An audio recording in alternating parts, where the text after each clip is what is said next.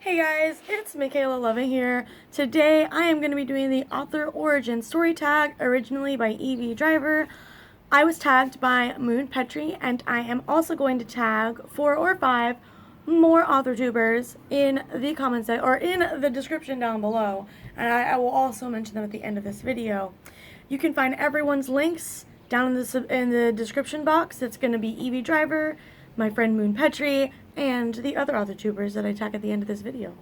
Alrighty, let's get started with the questions. Number 1, backstory. When and why did you start writing? How old were you, and in which genres did you begin writing? So my mom was a writer. She got me into writing as a kid, and she also got me into reading, which I guess those kind of go hand in hand. But that is why I started writing. I really enjoyed reading as a child. I found it to be a way to escape from reality and to experience worlds and ideas that I would never be able to see in real life.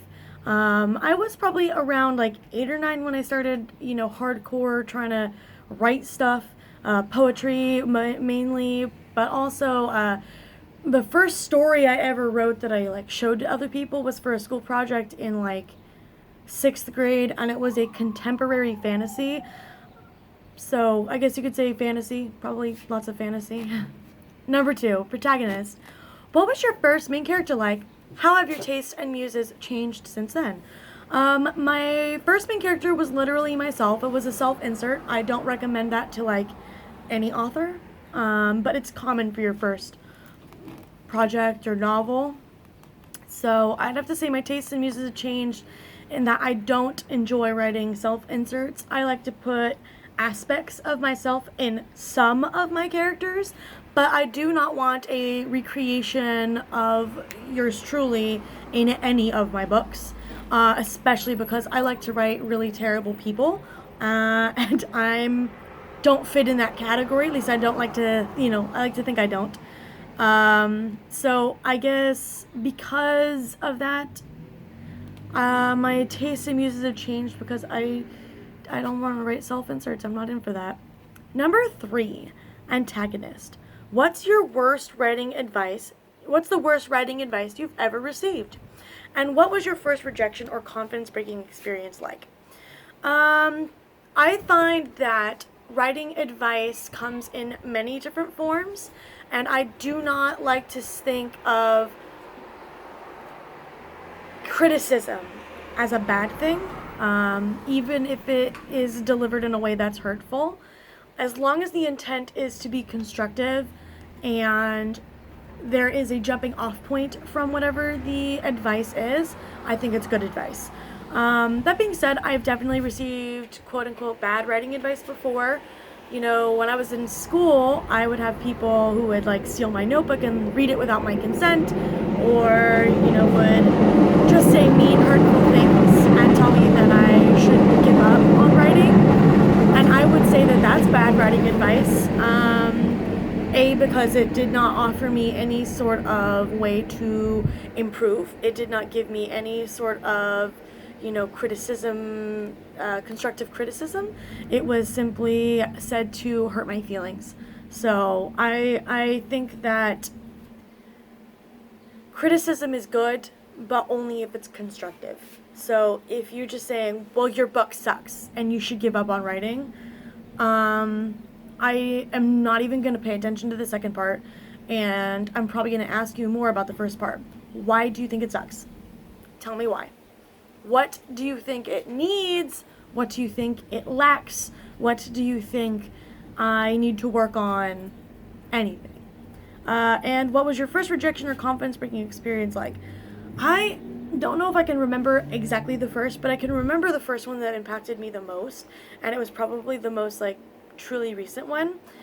The man that I dated before I started seeing my husband and before we got married, this is not me, bashing on the guy. He's a nice man. He's a very wonderful person. But he was not supportive of my goals and dreams and did not encourage me or challenge me in any way And when we had the discussion about, my career and wanting to be a writer, he minimized my goals and made me feel like writing wasn't worthwhile, and that was very hurtful at the time and still now. But it hurt me more then because I really did care about his opinion, probably more than I should have been, because we hadn't been dating really for that long. So that was probably the first like real rejection, confidence breaking moment. It ended up being the impetus for the end of the relationship because I didn't feel like I was supported. So, number 4, superpower. What part of writing or the writing process do you feel is your greatest strength? Probably plotting. I love plotting. I will plan the most minute, finite details of my characters' lives, of my world. I will write out and draw and color and make legends for maps. I will name literally everything. Heck, if I wanted to, and I was motivated enough to, I would create a whole new language for my characters, and I would write my book in that language. Number 5, kryptonite. What part of writing or the writing process do you feel is your weakest? Probably writing my zero draft. I think there's a lot to be said about that. I think a lot of writers can understand and feel the same way on writing the zero draft. I don't even like to consider it a first draft because it's not ready even to be anything other than the baby inkling of an idea. So I'd have to say that, mostly because I self-edit a lot while I'm writing, and so I'll be sitting there writing, and I'll go, I don't like what I said, 10 pages ago. And then I have to fight myself not to go back and change it, because then I'll have to change a bunch of other stuff. That I can just wait until I'm done writing the whole damn thing and change it. Because otherwise, I'm not going to get any work done. I'm just going to sit there and I'm going to write a couple paragraphs, and then I'm going to go, I don't like it. And I'll go back and just edit it again. And again, and again, and again. And I won't get anything done. I won't get any extra words on the page. I will just edit over and over again. Number 7, weapon of choice. What programs have you used over your writing journey, and which one is your favorite and why? I've used a couple of different programs. Microsoft Word is a great one. It's a classic. Open Office, I remember using that in high school. The Notepad app on my phone. I have this really terrible open source word processor on my computer called WPS that's made in China. I don't recommend it. It's hot garbage. But my favorite and the one that I use the most now is actually Google Docs, because it does not take up any space to save any of the Google documents, and I can just download them straight to my computer as a PDF or as a Microsoft Word document, which is very helpful. And also it's accessible from like basically anywhere. If I'm at work in my car on my lunch, I can open it up on my phone. If I'm at the library, I can open it up on the library's, public computer. If I'm at home, I can take it up on my computer or on my husband's computer or his phone. Or if I wanted to sign into somebody else's phone, I could do it on somebody else's phone. So I like Google Docs a lot. Oh, I'm sorry.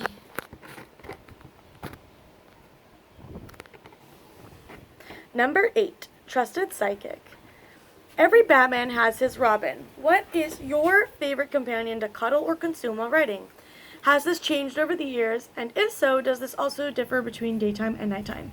I like cuddling, but my husband would get in my way if I tried to cuddle him while I write, because he's a, very tall, built like a brick wall kind of man. And so I'd say I like to cuddle my puppy or my kitty cat. Their cuddles are great when I'm writing. I really like tea. Hot tea, cold tea, doesn't matter. I like them both. I don't drink as much coffee as I used to. I had like a pretty terrible coffee addiction for a while there. So I try and actually avoid drinking coffee if I can now. So occasionally I'll have a coffee, usually iced coffee from Starbucks. Number 9, 0 to hero. When you first began this journey, what level of success did you imagine for yourself? Is where you are currently at on your writing journey heading for that destination? If not, how has your dream evolved over the years?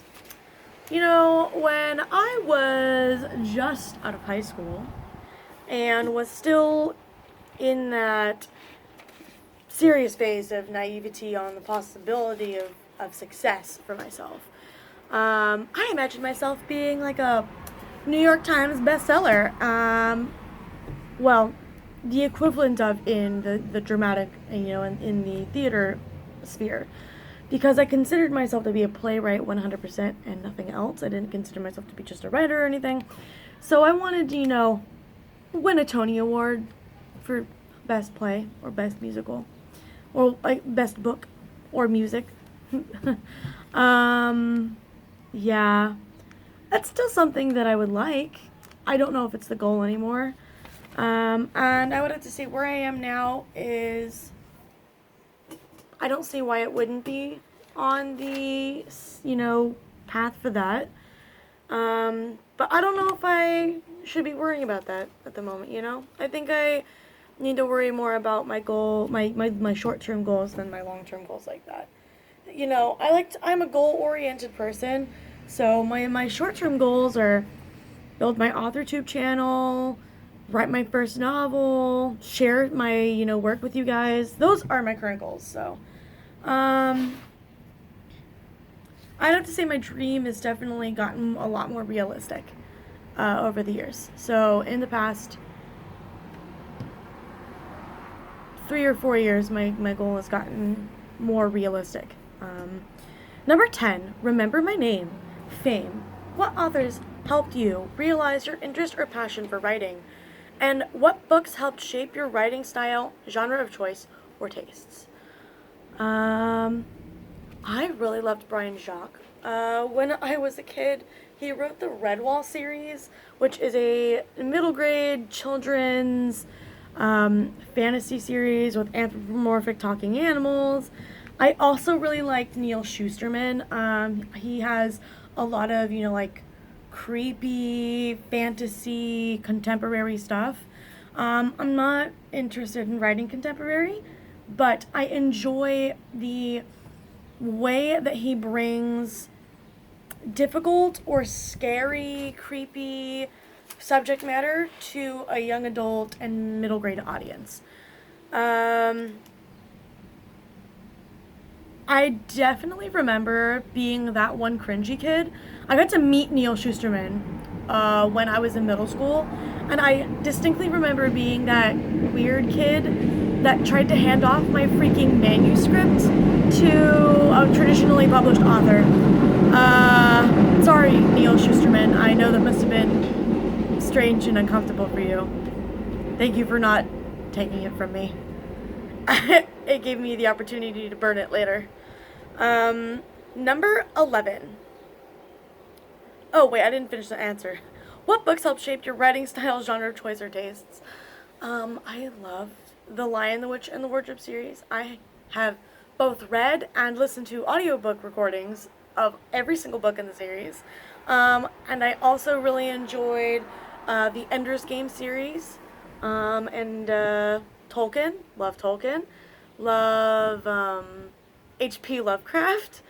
And I also really enjoyed, quite recently actually, Simon Brown. He's an Australian author who wrote 2 different series and a couple of standalones, which are fantasy. One is the Keys of Power series, trilogy, and the Empire's Daughter series as well. Both of those I think were very wonderful. They had interesting storylines. I really loved the magic system in Empire's Daughter. I found those to be wonderful, personally. I mean, who doesn't love a magic system where you have to kill or destroy things that you love in order to wield magic? I think it made me think about magic a lot, and it was one of the things that made me come up with the current project that I'm working on.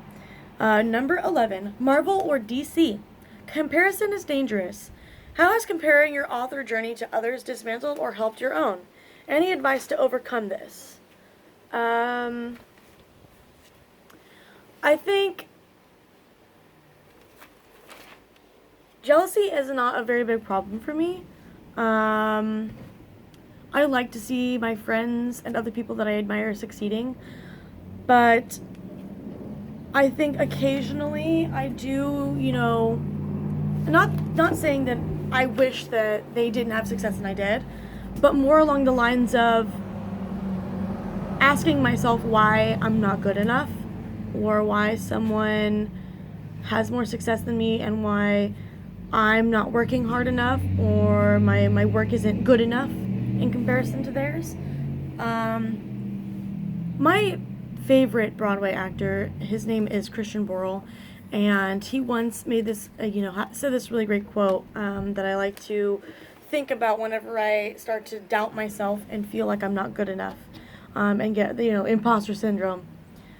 Other people's success is not your failure. So when other people succeed, that doesn't mean that you're failing or that you're not good enough or that it's some sort of competition. It's not. Most things in life are not a competition, in my opinion. Number 12, obligatory love interest. Looking back on your earliest projects, what genres have you grown to love or hate to write? I don't like contemporary, especially contemporary YA. I don't like writing it. I don't like reading it. I find most YA to be painfully naive and unenjoyable to write. I like YA. I like reading it occasionally, not very often, but occasionally. But I don't like writing YA most of the time. But that also I don't want to write I guess what I'm trying to say is I don't like writing what other people enjoy consuming as YA. I want to challenge myself to write YA that I would enjoy reading, YA that I wish I'd had when I was a young adult, or when I was in the YA demographic. I don't enjoy writing children's books either. I find that my subject matter is frequently too dark or gory for children. I do very much so enjoy writing new adult, fantasy, science fiction. I don't enjoy writing mystery. I'm not a mystery writer, I'm sorry guys. My mom is though, so she picks up the slack for me, I guess. Number 13, arch nemesis. What are the most common excuses you've given to yourself or outside forces you've overcome that prevent or prevented you from writing your story or crushed your confidence?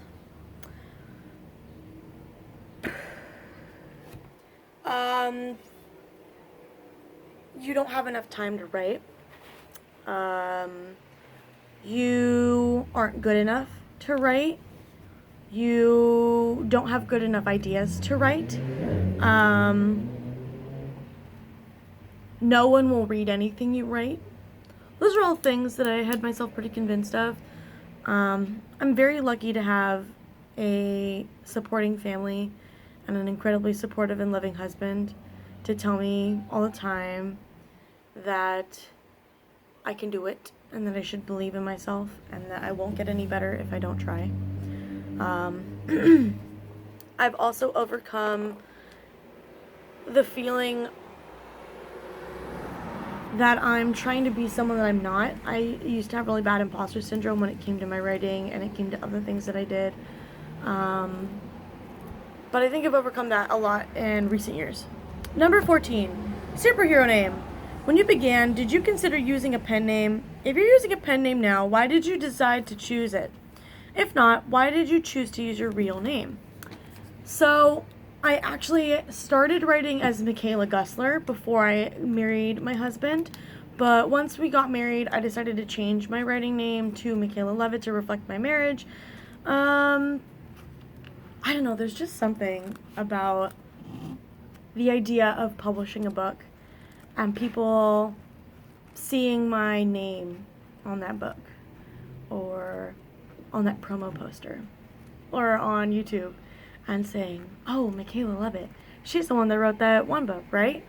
You know, being able to be known as, you know, Michaela Gussler, author of blank, and seeing the name that I go by and the name that I'm most comfortable with brings that feeling. I hope that someday it would bring me the feeling that it's like associated with me more than I think a pen name would make me feel.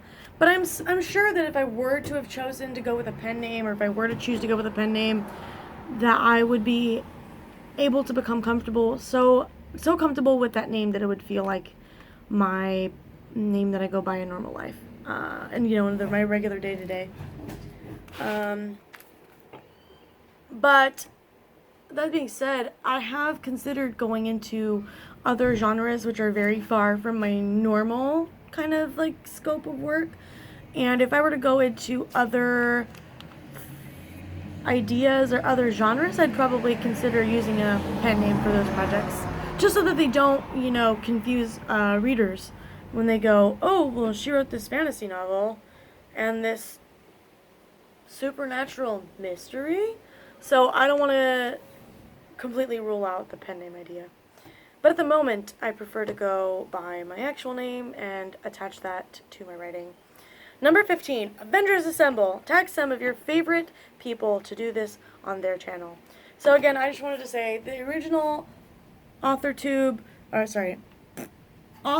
origin story tag is by Evie Driver. I was tagged by Moon Petrie, and I'm also going to be tagging KJM Writes, Alina Popescu, I'm tired, Miri Cosette, Matt O'Connor, and Dana Gaulin Writes.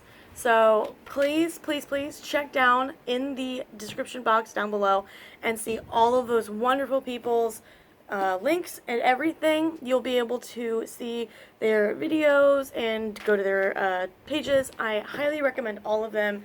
They're all very wonderful people, and they all put out wonderful content that I enjoy watching and consuming, and I would highly recommend to all of you. Even if you are not an author tuber, or, you know, doing any sort of YouTube things, comment down below, choose one or two or all of the questions, and let me know what you think. What are your answers to these questions? I want to know about your origin story. Thank you so much, guys, for tuning into my video today. Please, again, check out everyone down below in the description box. And I want to thank you all so much for coming and watching my videos. And, by the way, get to writing!